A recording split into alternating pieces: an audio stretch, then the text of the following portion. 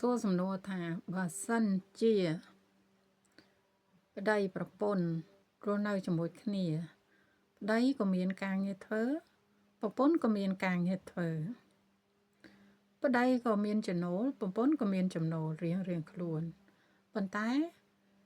អឺប្តីគាត់ធ្វើការងារក្រៅហើយគាត់មកផ្ទះវិញក្នុងសម័យឪពុកម្ដាយជំនាន់ឪពុកម្ដាយខ្ញុំប្តីធ្វើការហើយចូលផ្ទះអត់សូវជួយធ្វើការងារប្រពន្ធទេអញ្ចឹងប្រពន្ធរ៉ាប់រងក្នុងផ្ទះសឹងទាំងអស់តែសម័យខ្ញុំនេះគឺយើងធ្វើការទាំងពីរនាក់ចំណូលរចូលដូចគ្នាប៉ុន្តែអាហ្នឹងអាស្រ័យលើគ្រួសារទេប្តីខ្លះគាត់ចេញពីធ្វើការមកគាត់ចូលមកផ្ទះអញ្ចឹងយើងចូលផ្ទះស្មើគ្នាយើងចូលផ្ទះស្មើគ្នាប្តីខ្លះគាត់ល្អគាត់ចេះជួយការងារផ្ទះគាត់ចេះជួយធ្វើនេះធ្វើនោះប្រពន្ធអញ្ចឹងប្រពន្ធធ្វើនេះអញ្ចឹងទៅប្តីធ្វើនោះអញ្ចឹងទៅប៉ុន្តែប្តីខ្លះគាត់នៅតែប្រកាន់ថាការងារប្តីគឺគាត់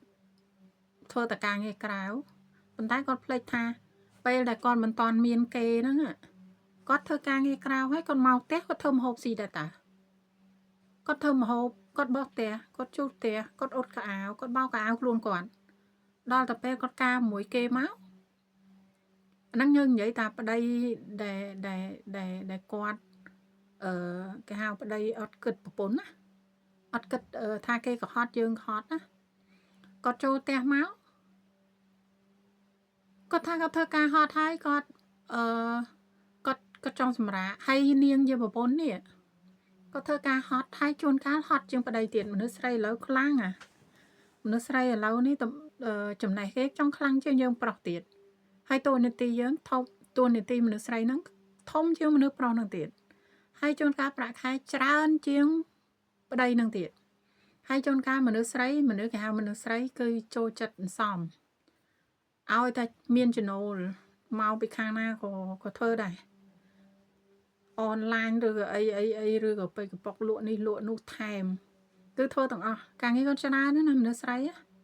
ហើយដល់ពេលគាត់ចូលមកផ្ទះប្តីគាត់ទម្លាក់ការងារនោះឲ្យគាត់ធ្វើទាំងអស់ទៀត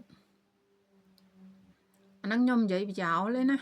ខ្ញុំនិយាយប្រយោលថាបើមនុស្សប្រុសមើលឃ្លីបហ្នឹងហើយគួរស្ដាប់យើងនៅកំឡោះយើងធ្វើទាំងអស់ការងារយើងស្រាប់តែយើងមានប្រពន្ធយើងទម្លាក់ឲ្យគេទាំងអស់យើងអត់ធ្វើអីយើងគ្រាន់តែធ្វើការហើយយើងឲ្យការងារប្រពន្ធហ្នឹងធ្វើទាំងអស់ការងារផ្ទះបាយទឹកព្រឹកល្ងាចកៅអៅសម្លៀកបំពាក់ខ្លួនឯងអីហ្នឹងកៅអៅកូនកៅអៅអីគ្នាទាំងអស់មិនងាប់គ្នាហើយគ្នាកម្លាំងមិនធំដូចយើងណាឥឡូវខ្ញុំចង់និយាយថាមនុស្សប្រុសលើកមនុស្សស្រី50គីឡូរួចមនុស្សស្រីលើកមនុស្សប្រុស50គីឡូរួចទេអត់រួចទេណាអញ្ចឹងកម្លាំងវាដូចគ្នាទេអញ្ចឹងយើងជាប្រុសហ្នឹងគួរជួយគេមកដល់ផ្ទះជួយគេផងជួយការងារផ្ទះគេផងកុំខ្លួនឯងនឹងអស់ចាពេកស្អីគេហ្នឹងជួនកាលប្រាក់ខែអត់ច្រើនដល់គេផងហើយគេនៅតែយកយើងដោយសារគេអីដោយសារគេប្រើបេះដូងគេស្រឡាញ់យើងស្មោះវាសុកចិត្តលះបង់យកយើងហើយជួនកាលប្រាក់ខែយើងស្អីអស់ចាណាទៅហីជួនកាលមិនស្មើប្រាក់ខែគេផងហើយគេនឹងជួយសំចៃទាំងអស់យើងគិតទូទាត់បើយើងនៅកន្លោះយើងអស់ប្រហែលមានប្រពន្ធនោះចំណេញច្រើនណាស់ហើយមនុស្សស្រីឥឡូវគេអត់កាឡាដូចយើងទេយើងមនុស្សប្រុសអត់ដូចមនុស្សស្រីទេហើយមនុស្សស្រីនេះមិនសិនជាគេមានតម្រេះមានការងារគេចេះធ្វើការរស់ស៊ីយើងមិនចង់គម្រាមថាអត់ពីយើងទៅអត់ពីយើងទៅគេនឹងមេម៉ាយ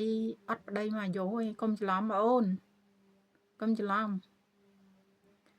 សម័យនេះជាសម័យអ៊ីនធឺណិតមនុស្សប្រុសច្រើនណាស់រាប់លានច្រើនណាស់ល្អតែប្រិយវាសនាគេមកជួបយើងចឹងយើងបើមានគេឲ្យថែទុកគេផងគិតគេផងម៉ែគេម៉ែយើងប្អូនគេប្អូនយើងប្អូនស្រីគេប្អូនស្រីយើងកូនគេកូនយើងកូនស្រីយើងជួយគ្នាតាន់មានឱកាសគេឲ្យឱកាសយើង យើងជួយគ្នាទៅផ្ទះនៅទាំងអស់គ្នាទេបាយទឹកព្រឹកងាយហូបទាំងអស់គ្នាទេកៅអៅស្លៀកពាក់អីហ្នឹងស្លៀកដូចគ្នាទេជួយគ្នាដូរអាចរិតសម័យមុនចោល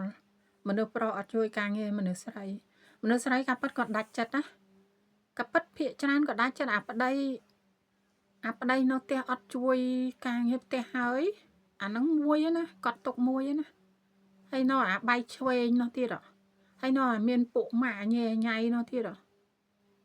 ច្រើនណាហើយអ្នកខ្លះក៏ដាច់ចិត្តមែនតើដោយសារអាបន្តិចហ្នឹងហើយដល់ពេលមានស្រីផឹងបដ ாய் ឯងដោយមនុស្សស្រីខ្លះគាត់នៅស្រឡាញ់ប្តីគាត់ច្រើនគាត់ស្រឡាញ់ប្តីគាត់សុខចិត្តរ៉ាប់រងទាំងអស់ហ្មងគាត់មើលឡាចំណុចហ្នឹង